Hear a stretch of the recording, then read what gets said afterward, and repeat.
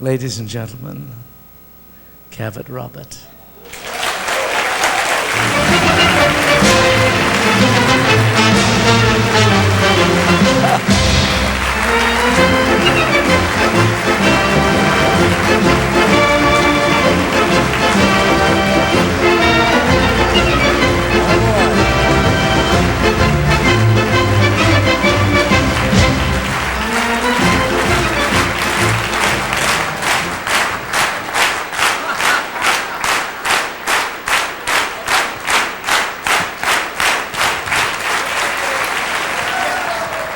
Thank you, Bill Gold.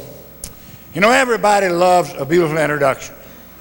Only one thing wrong about it, Bill, it helps the guy only up until the time he opens his mouth. Then he's on his own. I hope the good Lord in his infinite mercy will forgive us both. You for your exaggeration, me for being such a ham for loving it. So I always did like to hear other people read the introduction that I wrote about myself. But as long as his conscience was going to let him read it, I wish he'd read it all. I wanted you people to know a few of my small accomplishments. I at least wanted you to know that I'm ghostwriter for Ronald Reagan, I'm gag writer for Bob Hope, I'm romantic advisor for Elizabeth Taylor, I'm the only authentic executor of the will of Howard Hughes, and sometimes I'm the spiritual consultant for both the Pope and the Ecumenical Council. In addition to those friends, my friend, you're going to hear a very modest person. You know, all speaking schools teach one thing above everything else. They say there are ways and ways to mangle the talk, but the only sure way of committing oratorical suicide is to get up and say how glad you are to be there. You're supposed to be so good that your audience is glad to be there. My friend, but I think, frankly, when you get to be 84 years old, which I am, you're glad to be anywhere.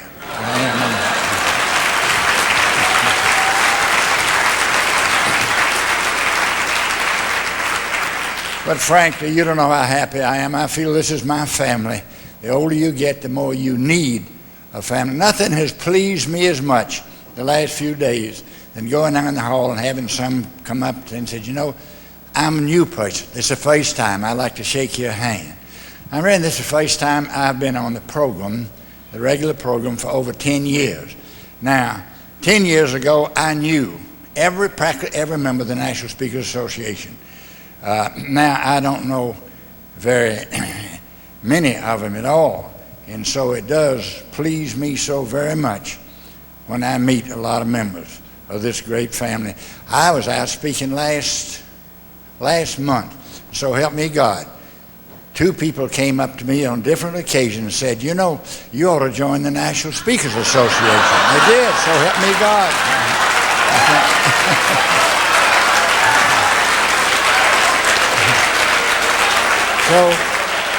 So I've been kind of out of circulation for a while. I'm really glad to be back. I really am. I'm glad to have my wife and my daughter here. I have a problem regarding my daughter. I hope you'd help me. She had a 13-piece auction behind up in San Francisco, and she came down, and we've been traveling around the world together.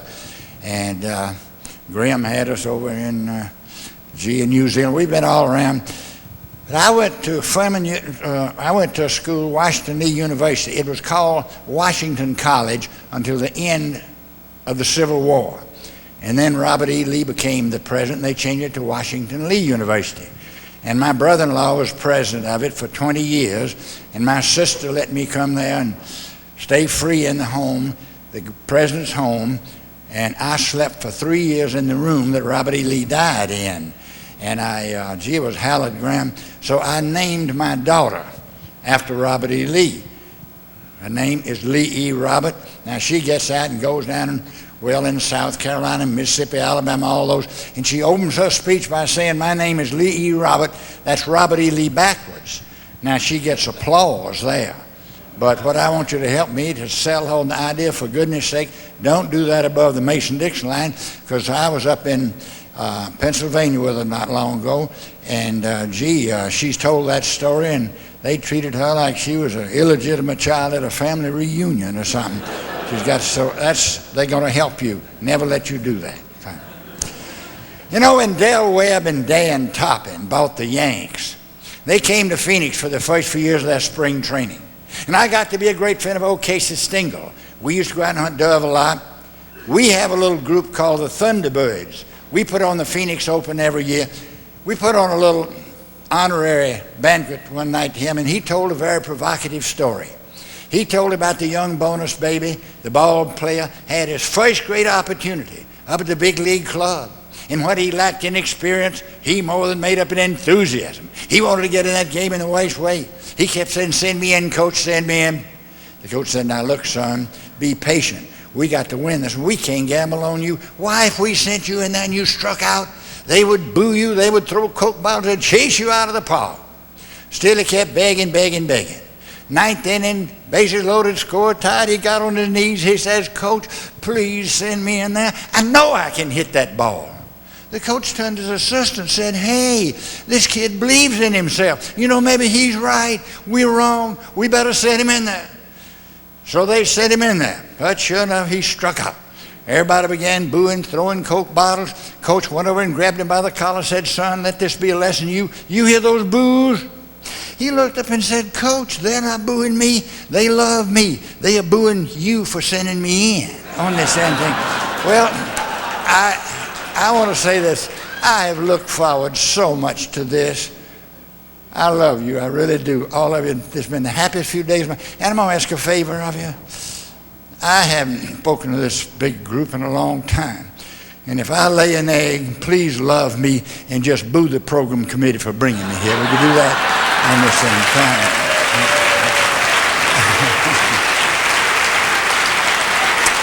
Oh, boy. Thank you. You know, there's one thing that hasn't changed about this organization since the day that Bill Gove and I stood up there and both of us made a speech. That's the first time. We haven't been on the program together since then. I don't believe we have. But I couldn't help but notice when we first went there how beautiful the women were and how ugly the men were. And I don't know whether that's in the speaking profession, and it hadn't changed a bit, has it, Bill? No, it hadn't. Now, I can say that because I outmarried myself and I outbore myself. I was up the other day. Now, Trudy will go with me when I go to, well, Honolulu, if I go to New Orleans, go down to South Carolina, but when I go to Broken Bow, Nebraska, or Moose Jaw, Wyoming, she's always too busy with one of her charities. Now, I was up in northern Washington State the other day, a little town. I was speaking up there. It wasn't the end of the world, but you could see it from there. And someone handed me a little poem and told me to give it to my wife. Of course I haven't given it to you. But it went like this. A speaker's wife knocked at the pearly gates. Her face was worn and old. She stood before the men of fate, seeking admission to the fold. "Well, what have you done," St. Peter said, "to gain admission here?" "Well, I've been the wife of a speaker for many, many years." He would come only on once a week, and then just to change his clothes. What he did the rest of the week, I'm afraid the good Lord only knows. I hung his picture on the inside door and told the kids it's sad, but if a man knocked who looked like that, let him in because he's your dad.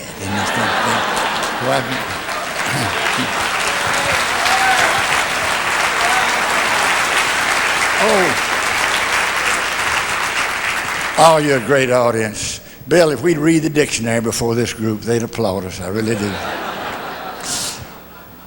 You know, there's an Irish legend. Fellows reminded me of it in their costume today, which may or may not be true. There were four people: everybody, somebody, anybody, nobody. Very important job to be done. It was everybody's responsibility, but everybody was sure somebody would do it. Anybody could have done it, but nobody did it. It ended up everybody blamed somebody because nobody did what anybody could have done. When you burn the brush, sift the ashes, and reduce things to the lowest common number. Burns down what I heard in every session today. I went to 5 of them. Gracious, if it's to be, it's up to me. Man, I'm going to make a statement. Give me a chance to prove it a little bit before you take issue with me. I'm as positive as I'm standing before this great group that every one of us in this room right now, we possess everything in life that we really want. W-A-N-T. Oh, we're getting it so fast, we're soon going to have it. Now, wait a minute. Let me make myself clear. I did not say we have everything we wish for, dream about, stand by the revolving door of life, wanting to go through on somebody else's push. Oh, no. I said we have everything we truly W-A-N-T. Because believe you me, if we have the passion of a lover, the fire of a crusader, the dedication of a saint, the perseverance of a martyr, if we want something enough, that simple, little, divine quality will generate all the other qualities that are necessary for success. It's got a bad note to it. Nobody can give it to us. People can give us every opportunity in the world, but if you don't have the kind of desire that brought you here today, see, you could have found many reasons not to come here. You aren't too confounded busy chopping wood. You aren't willing to come in and sharpen the axe.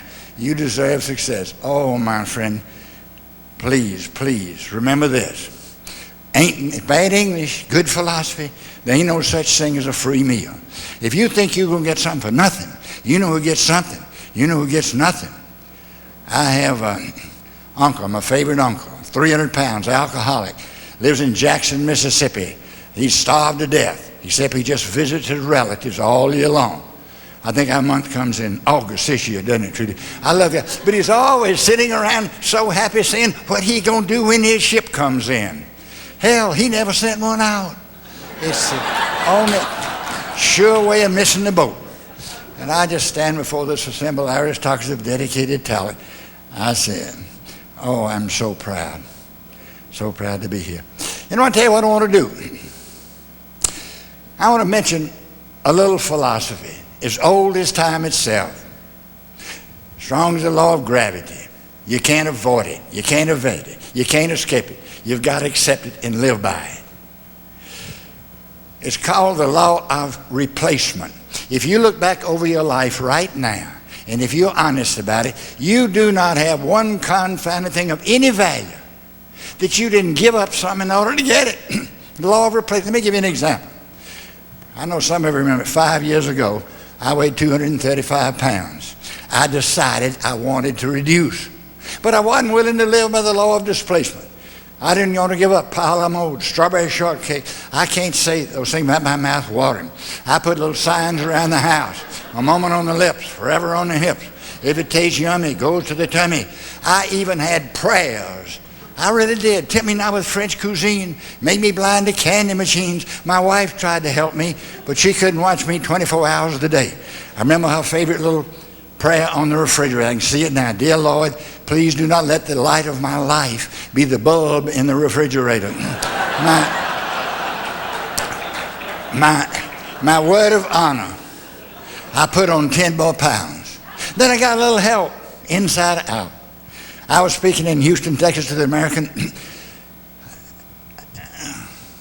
no, it wasn't the American Steel, the American, I forgot what organization it was. I had a bunch of them. I had about 2,800 people there. And I was strutting around. Was I trying to make a difference in their lives? Oh, no. Will they like me? Will they give me a standing ovation? Will they have me back? I wasn't looking for fulfillment. I wanted recognition. My friend, I fainted. I had a heart attack right on the stage before 2,800 people. I mean, that's embarrassing. I'll tell you that. I don't recommend that to anybody, really. 1 week later, my son, who's a neurosurgeon, was leaning over me. He says, Dad, do you want to live? I said, how's that? He said, do you want to live? I said, what kind of half-wit kids did I raise? I said, of course I want to live. That's not it, Dad. Do you want to live enough to lose 68 pounds? I said, how much? I said, now that's a different proposition. I didn't want to give up pile of mold and strawberry shortcake to reduce, but to do what I'm doing today, I love you, my people, I do. I really do. We've got the greatest organization in the world. You never saw a guy lose 65. I'll never put on an ounce. You know why? I found something I wanted more than something else. Please, let's all remember the law of displacement. Tell you what I want to do. I want to give you 3 quick promises and then ask you just for one. Now that's fair enough, Mr. Future President, isn't it? Good, you've got it. First thing, I'm amazed that your program committee would let anybody talk who's ever practiced law. Now the reasons are too obvious to need elaboration. You see, a lawyer never says in 10 words what he can say in 100. He burns down a house to roast a pig. He distills a gallon to get a drop. I heard a guy say about a lawyer the other day, it is not the trespass on time he fears from a lawyer, but it's encroachment on eternity. He said he heard a lawyer speak for an hour and 15 minutes, and the only way the guy could have said less would have been to speak longer. Well, now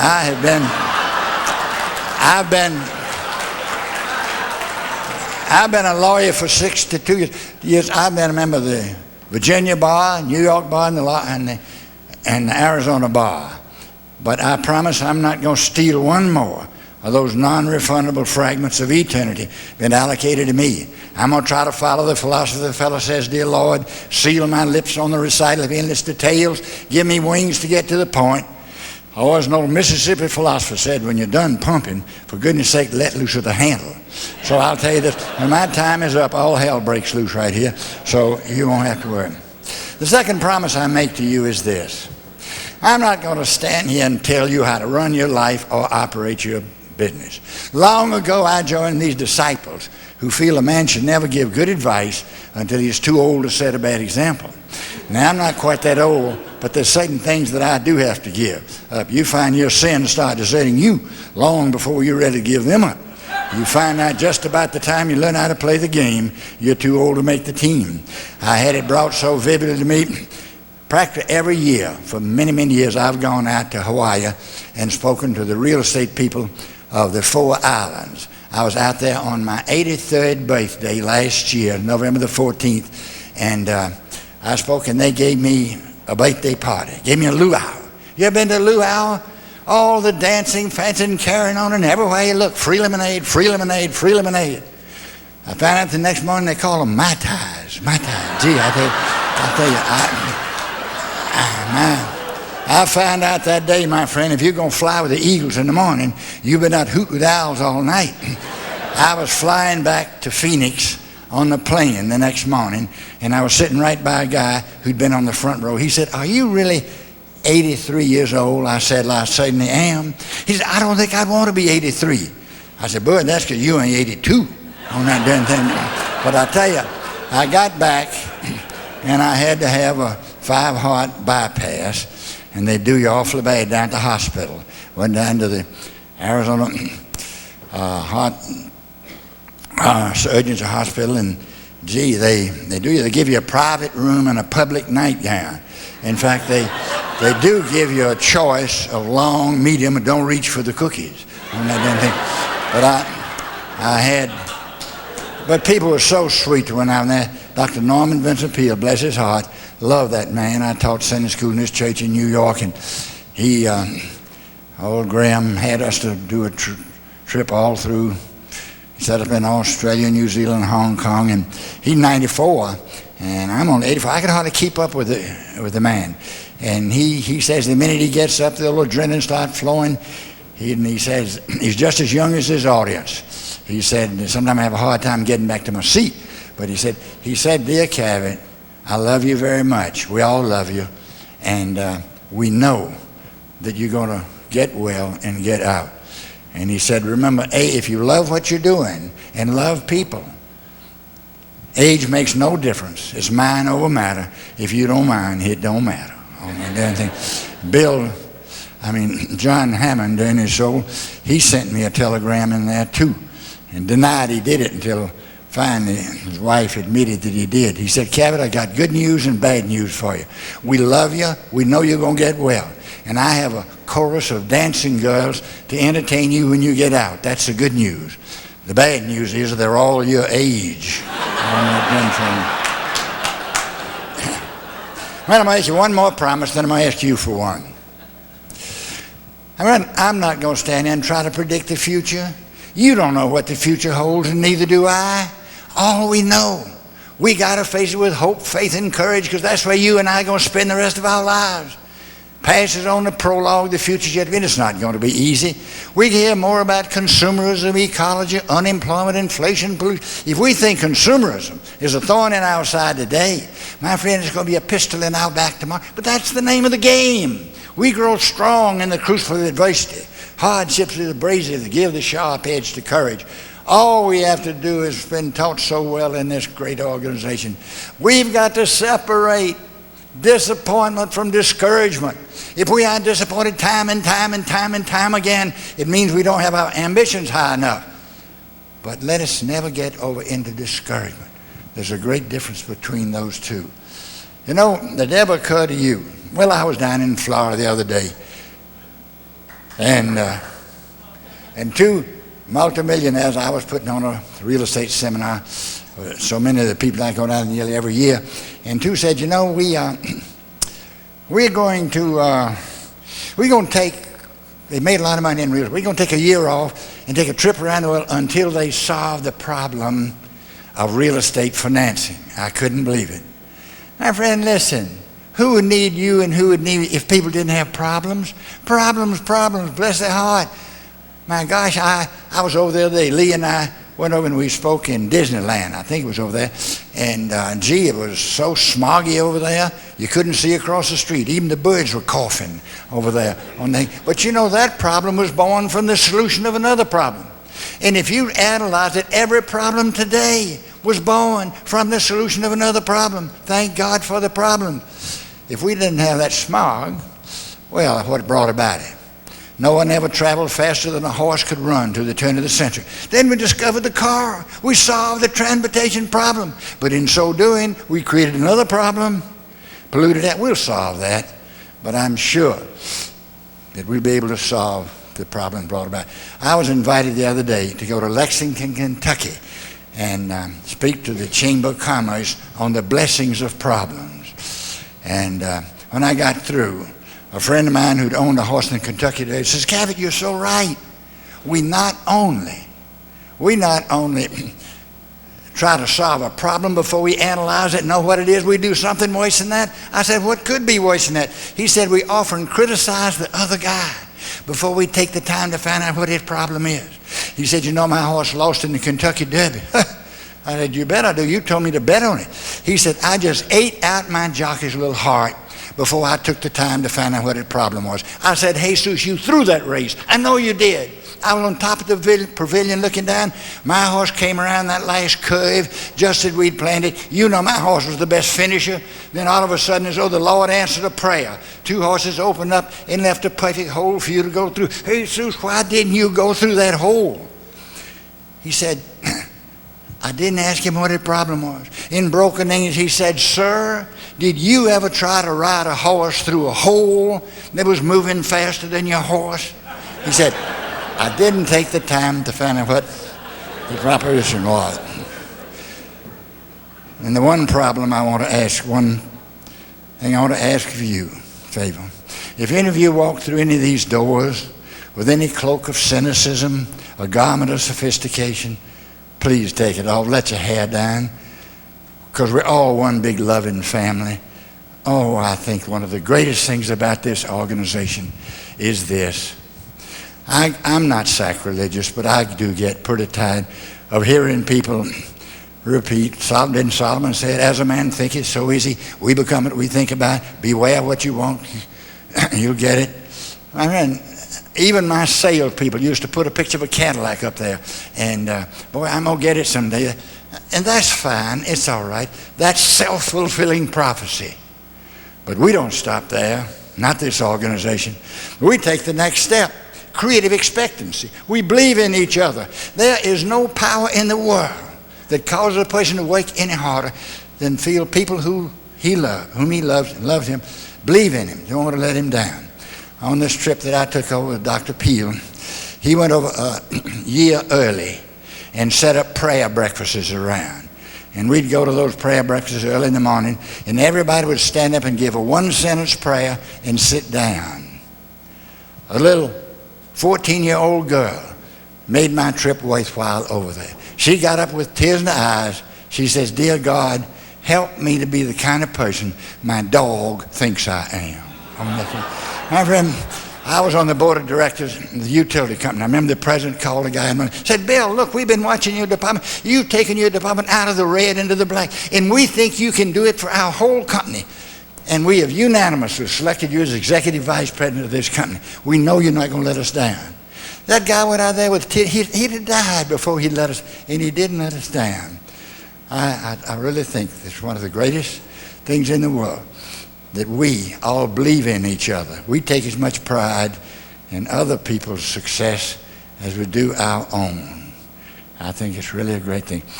When we were over in New Zealand, and this precious guy had us over there, and I remember a girl I told that story, and a lady came up to me, said, Cavett, you're so right. He said, do you know why a little baby that falls down 500,000 times, 500,000, before he learns to walk, why he can keep doing it? Because his mother believes it. Honey, you can do it. Get up. That's fine, that's fine, that's fine. Good little kid will go home and struggle. Appeal to the mother. Think, what if she'd say, you dumb little idiot, you fell down 40 times. Why don't you crawl like the rest of them? My friend, we are.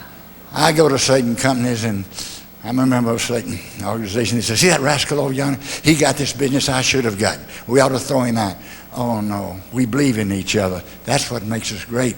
There's just something when you come in this organization. I've had 2 or 3 people tell me. I don't understand it, but there's a feeling. Everybody wants to help me. I think it is wonderful. It's wonderful. You know, I practiced law in New York City, and I was with a Wall Street law firm. Beekman, Bogue, Leake, Siebens, and Black. Gee, they had all these firms. People jumping. It was 1929. I went up there to begin with. People jumping out of windows, selling apples on the street. Old Beekman, Bogue, Leake, Siebens, Black, Curling Camel, Heaton, Grand, David Polk, Gordon, Gordon Reed. I finally left and went with Tom Dewey in the racket investigation. Just before my health broke down, they sent me to Arizona to die. I love Tom Dewey. He only wanted us to work a half a day. He didn't care which 12 hours it was. Anyway, the doctors who sent me out there, I'd lost half of one lung, gave me 6 months to live. Those 46 years have been the best 6 months of my life. Those doctors have been dead a long, long time. But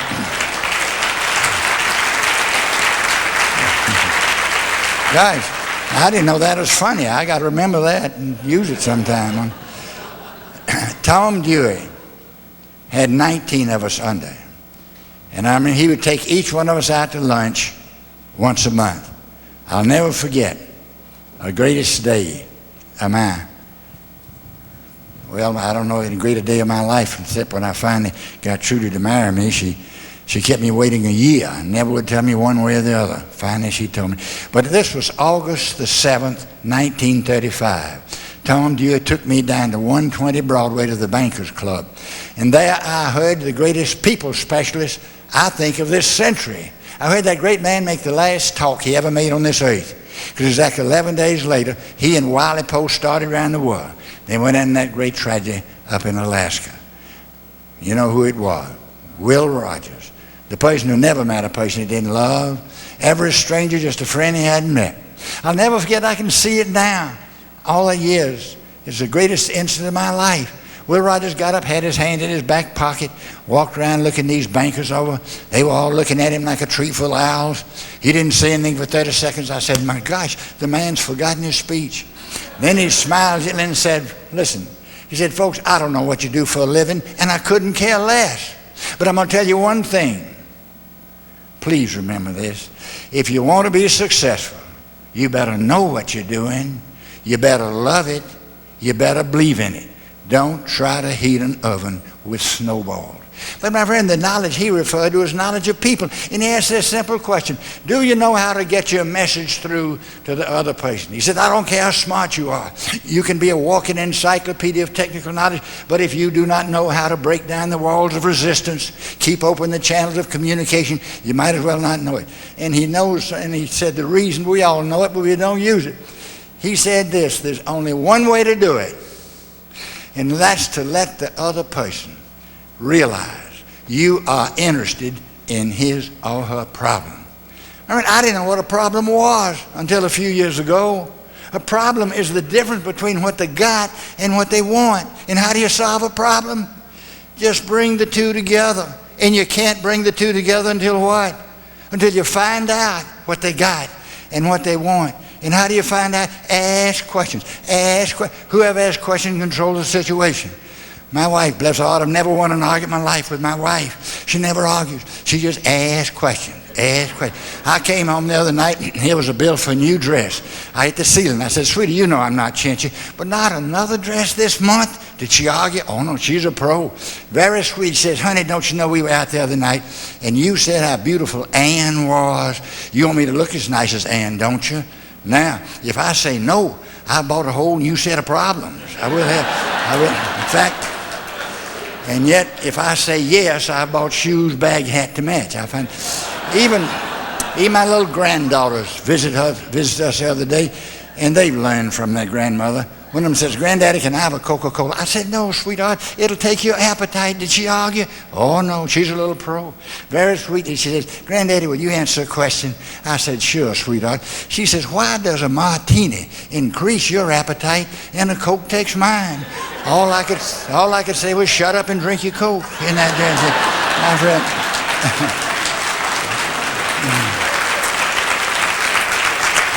Oh, my problem. The thing I heard so beautiful today, you know, the longer I live, the more I come, I might realize, the more I have to learn. What is the problem? I mean, when you come to me, don't tell me about your company. Don't tell me about your product. Don't tell me about your service. Let me know you're interested in my problem. Selling, as we all know, is finding out what people already want and then show them a way to get it.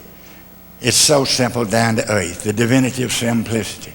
I think as Lee says in one of her speeches, that why we have things have to be so complicated. She said, if a safety pin was invented in this generation, no one would use the darn thing unless it had 6 moving parts, 2 transistors, and had to be serviced twice a year. I've been to Mayo Brothers for a number of times to speak. They've been so sweet, so nice to me. They said they're going to keep bringing me back till I do it right. But I went back a day early, not long ago, because I want to hear one of the older doctors talk to about 400 young resident physicians. And he made the most profound statement I ever heard from the medical profession. I didn't know doctors were this smart. This is what he said to these young doctors. Boys, do you know who's the leading doctor in every community? He's not the doctor that knows the most about medicine. He's not the best surgeon. He's the doctor who knows how to let his patients realize, I'm interested in your problem. He said, you remember this, regardless of how sick your patients get, they're going to get well 98% of the time if you don't give them something to kill them. He said that. He said, but when they are sick, stick your head in the door, call them by first name. You can see it on the chart. Go over and feel their pulse. Put your hand on their forehead. Don't get so impatient to speak of them as gallbladder in room 13 or kidney down the corridor. When they do get well, they'll swear on a stack of Bibles. You brought them through death's door. My friend, the second thing he had, because we got to hurry along on this thing, he said, you better love what you're doing. I mean, I'm just going to give you 10 sentences from that great speech. I don't want to get. He said, it is as difficult to separate the love of your work from the love of people you work with as it is to separate the sun from the sunshine. He said there is a law of life as strong as the law of gravity. If you want to live a happy, a successful, and a fulfilled life, now listen, you got to learn to love people and use things. Don't use people and love things. He said, what do you think would happen right now if everybody in the world knew they had only 10 minutes to live? He said, I don't know either, but I know one thing. Every telephone booth in America would be jammed with people fighting to get that telephone to call someone and tell them what? I love you. He said, why do we try to hide the most divine impulse God gave us? Do we think it's sissy? Do we think it's effeminate? He jumped up and flexed his muscles. He said, do I look sissy?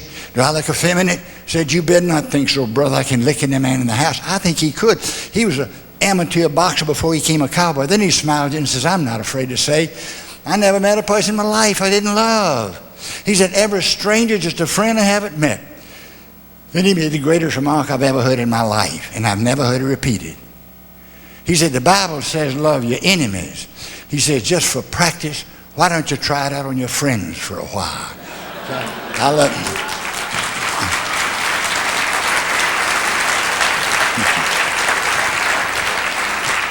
Always have someone on the front row to applaud and get you all when you say something nice. Now, what the hell am I talking about? Oh, yeah. I read, finally, in conclusion, he said, the greatest thing of all, he said, you better believe in what you're doing. I mean, if you don't believe in what you're doing, God help you. Find something you do believe. If you come to this nut, you love to it. I went to a meeting in New York the other day, and they had about 6 seminars going on that night in the basement. And here's the one I wanted to go to see, the greatest sale I ever made. I thought that'd be the story of an insurance guy sold a 90-year-old man a 20-year life insurance policy, or maybe the story of the old farmer had 1 cow, and the salesman sold him 2 milking machines and took the cow as a down payment. No, he said, the greatest sale I ever made in my life was the day I bought my own profession, when I began believing in what I was doing. Oh, my friend, let's be happy with what we're doing. People are persuaded more by the depth of our own conviction than the height of our logic. More by our enthusiasm to help them solve their problem than anything we can say. If I want to give you the art of definition, the art of persuasion as I see it, it's converting people, no, not our way of thinking, but our way of feeling and believing. And if we feel deeply about what we're doing, we are a walking climate of positive acceptance. They say that words are the fingers that mold the mind of man. People can refuse words, but they can't refuse an attitude. And I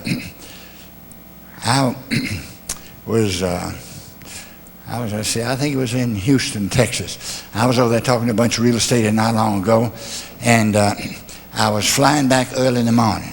And I was sitting right across the table from a guy who was smoking a cigar and eating scrambled eggs, and without taking the cigar out of his mouth. Now, I'm not critical of people smoking, but you try enjoying your breakfast with a guy chewing and smoking, blowing smoke. A sweet little girl came up and put her hand on my shoulder and said, "Sir, isn't it a beautiful day?"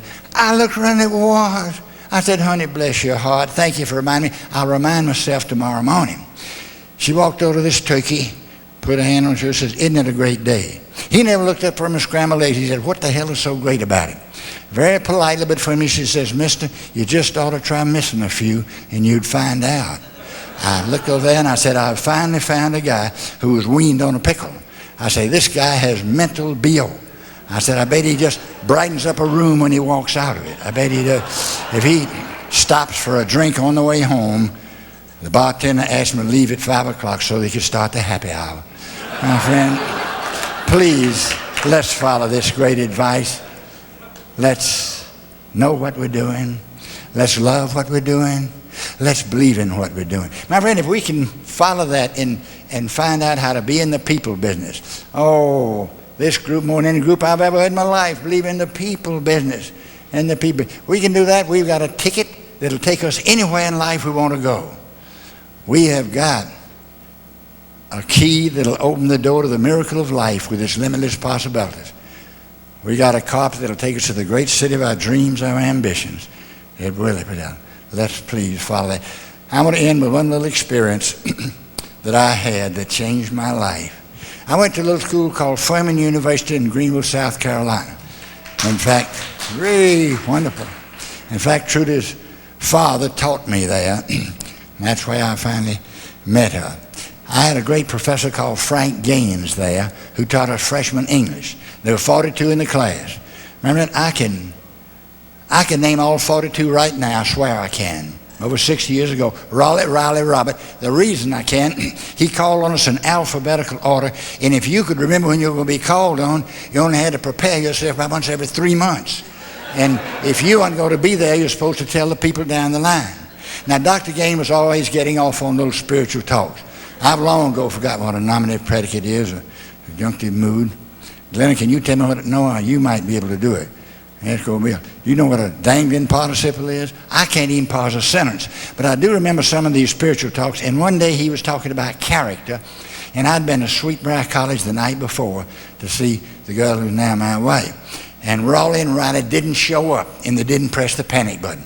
Remember, Dr. King picked up the roster and looked down. I had a minute and a half, just what I got right here, and I thought, oh my gosh, if I can be saved with a bill. I thought, Dr. King, just a minute. Would you mind giving me a definition of character?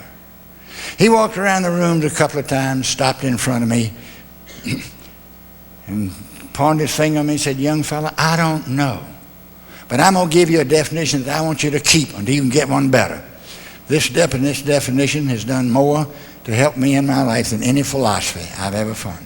He said, character is the ability to carry out a good resolution long after the mood in which you've made it has left you. He said, wait, I didn't say the ability to carry out a good resolution. We all get excited to think. I said the self-discipline we have to substitute when the mood is gone and cause us to do that anyway. The first job I had when I finished University of Mississippi was with a big insurance company in Cincinnati, Ohio. And our trainer was Pooley Hubert, All-American football player from Alabama. 300 pounds, 6'6", he'd go bear hunting with a buggy whip. He'd get up and he'd jump around, he'd get us so excited. I'd say, India, I'm going to shut up. I want to go out and sell insurance. I was in the mood, and I was. But when he'd quit, I'd go out and a couple of people would be rude to me. I'd get out of the mood. And I'd try to think of some excuse to go back to the office. Oh, and I said, I know the good prospects are way across the county. The farther they were, the better they were, because I thought I'd be getting courage going over there. I'd get halfway over there and I'd get hot doorknob fever. Oh, no, they're on this side of the county. I'd start over there and I'd see a car parked 2 blocks away and I'd swear they had company. Then I'd remember Dr. Gaines' definition of character. And my friend, I think because of that definition, I became the youngest $1 million producer that the insurance company had up to that time. Now, Trudy says, don't tell that story. They won't believe it, because at your age, you can tell any story and you don't have any eyewitnesses to ruin it. But I was back there this year, and I spoke to their annual convention. They still have that little plaque on there with my name on it. I leave you with this toast, and from all the love I can ever have, because you are my family. As long as you live, don't get mad at me, please. I hope and I pray that every one of you will be cursed, don't get mad, with the gift of dissatisfaction and divine discontent. I hope you'll have an unquenchable thirst to help build this organization that will never let us rust in peace. And we'll always be in grace with your God, favor with your friends, harmony with your consciences, even in balance with your banker. I hope your kids will have rich parents. You deserve kids like that. I hope in this great and noble profession, every morning when we wake up, we'll consider it a gift to be enjoyed and not a sentence to be served. I hope our faith will always exceed our fears. No price is too great to go through life unafraid. Hope you always think your best, wake your hearts, and love your fullest. And may the hinges of friendship never rust. May the wings of love never lose a feather. And may our great devotion to our National Speakers Association go deeper and stronger each year and not be broken as long as you live. And let's never forget the great statement that our wonderful member, Dr. Norman Vincent Peale, said, things people do for us die with us, but things we do for others live through all eternity. And what we can do, we ought to do. What we ought to do, we can do. What we can do and ought to do. By the grace of God, I know we will do. Good luck. God bless you. I love every one of you. Thank you.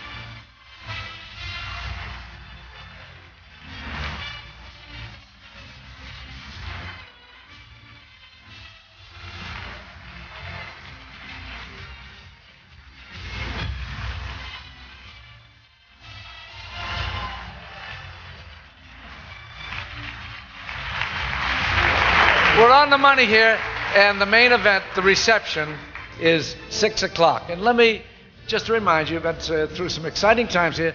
Hit it to me. What time? One more time, everybody. 6 o'clock. And thanks for Cavett and me, for being a wonderful audience. You're just great. Thank you.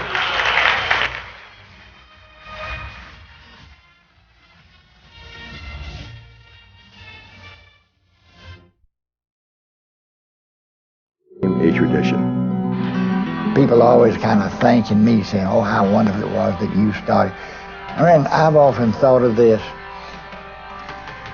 A watermelon, when it's grown, they say weighs over 1,000,000 times as much as the little seed. And I might have been kind of the seed that helped start the idea.